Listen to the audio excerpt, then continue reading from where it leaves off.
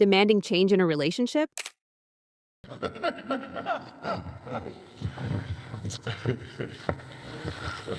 Your spouse is not your child. Even with your child, you get to a certain age, you don't demand things anymore, you negotiate. You're marrying a full-grown adult who already have their mind and their body fully made by the time you met them. It's only Jesus that can change people's mind and person from inside out. When you say, I demand a change, what if there's no change? What will you do? You can't demand anything from an adult.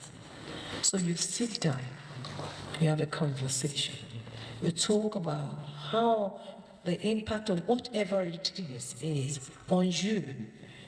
Because we seek to give each other the best of the experience in marriage. So if something that one party is doing is giving the other party a lousy experience, I believe very strongly that you should inform them. I should tell them. At least be very clear. Actually, every time you do this, this is how it makes me feel. It is not you. It's not even about how you see that issue. It's about the impact of that issue on me. If despite that, they still continue to do it, they made a decision. You can pray about it. The heart of the king is in the hand of the Lord. Like a river, it turns whithersoever way it desires. And you think, can you see everything you pray about? Yes, actually.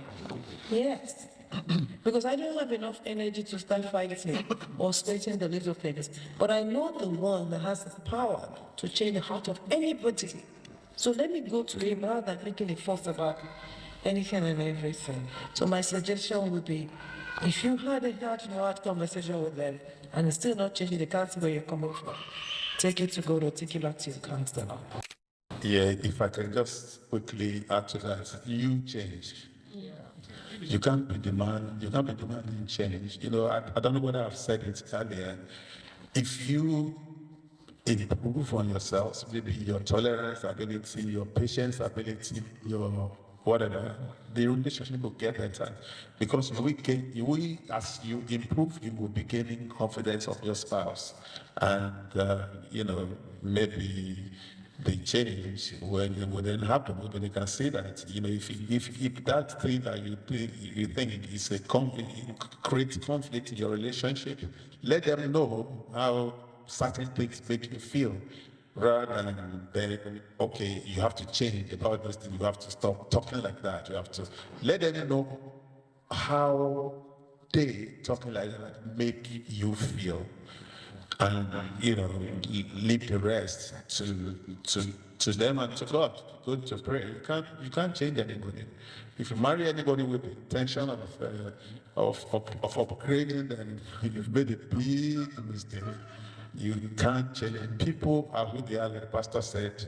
You are, your person is the sum of your values and your experience and your background and everything. That's why you're different. But let's leverage the differences instead of trying to conform, the both parties to one value system. That's not the way it works. I think you can also swap that word demand for influence. Yeah, because if you have a very good spring season, that means that you really, really know your spouse. So rather than demanding for something, you can actually leverage your knowledge of that spouse, right, to get what you want. And it's called influence.